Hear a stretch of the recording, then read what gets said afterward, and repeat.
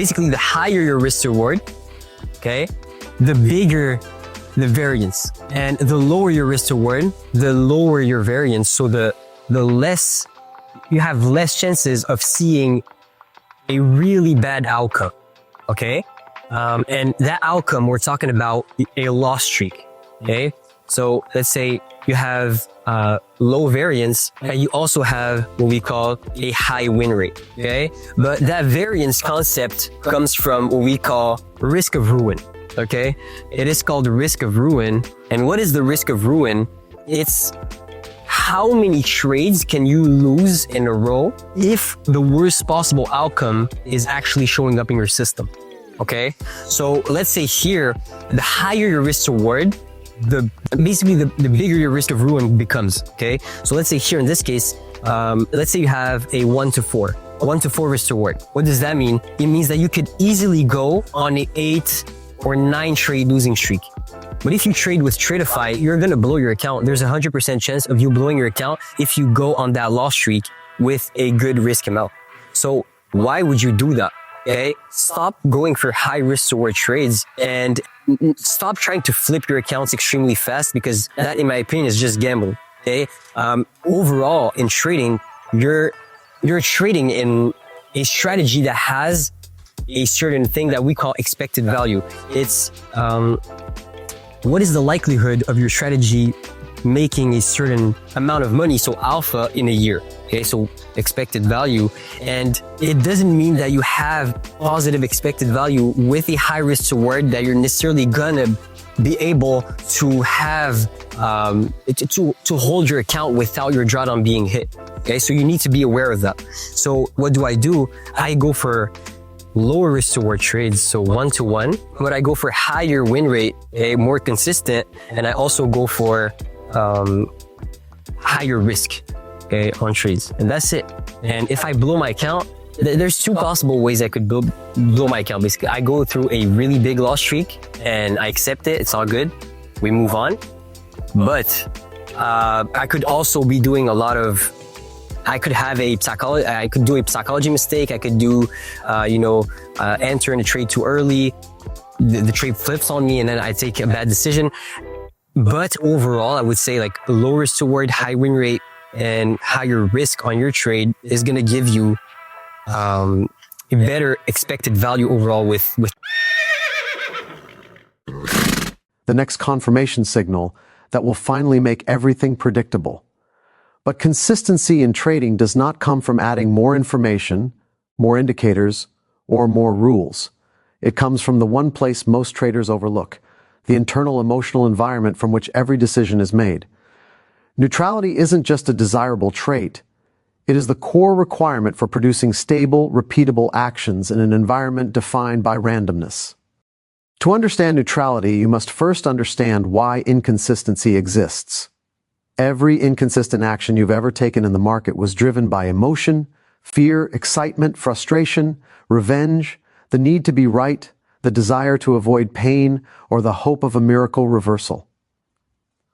When emotions are in control, actions become reactive, and reactive decisions cannot be repeated with precision.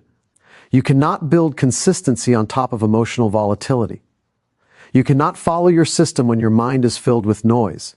In trading, the mind is the only instrument, and neutrality is its calibration. Neutrality is the state of observing without projecting, acting without emotional attachment, and responding without internal conflict. It is not apathy, it is clarity. It is the absence of emotional distortion, the very distortion that causes traders to enter too early, exit too late, hesitate at the worst moment, or break their own rules. When you are neutral, you see the market as it is, not as you need it to be. You stop asking, will this trade work? And instead focus on, does this match my edge? You no longer see wins as proof of superiority or losses as proof of failure. Every trade becomes one event in a long series of events. From this mindset, consistency emerges naturally because the decisions you make are no longer influenced by fear or hope, but by intention and structure. Neutrality requires full acceptance of risk. As long as you resist the possibility of losing, you cannot operate neutrally. If you take a trade while secretly hoping the stop loss won't get hit, you're already compromising your mindset. You're trading with a part of your attention focused on avoiding emotional discomfort. This split focus distorts perception and decision-making. When you fully accept the risk, you eliminate the emotional attachment to outcome. You trade with clarity because there is nothing left to fear. The worst-case scenario is already accounted for. The loss, should it occur, was accepted before the trade was placed. This acceptance creates emotional equilibrium. Think about the last time you traded while feeling pressure, whether from recent losses, external stress, or the desire to make back what you lost. In those moments, emotions override logic. You might have opened a position that wasn't part of your plan, skipped a stop loss, or held on to a losing trade hoping it would turn around. That's not inconsistency born from lack of knowledge. It's inconsistency born from lack of neutrality. When you are emotionally charged, you perceive the market through the lens of that emotion. Fear will make you see danger where there is none. Greed will make you see opportunity where none exists. Impatience will make a mediocre setup look irresistible. Neutrality removes that distortion and gives you a clear view of the market's actual conditions. Consistency is a process, not an outcome. A trader who is neutral follows the same process regardless of the last trade's result. A loss does not induce hesitation. A win does not inflate confidence. Both are simply outcomes of a probabilistic system. When you internalize the idea that anything can happen, and no single trade matters, neutrality becomes easier.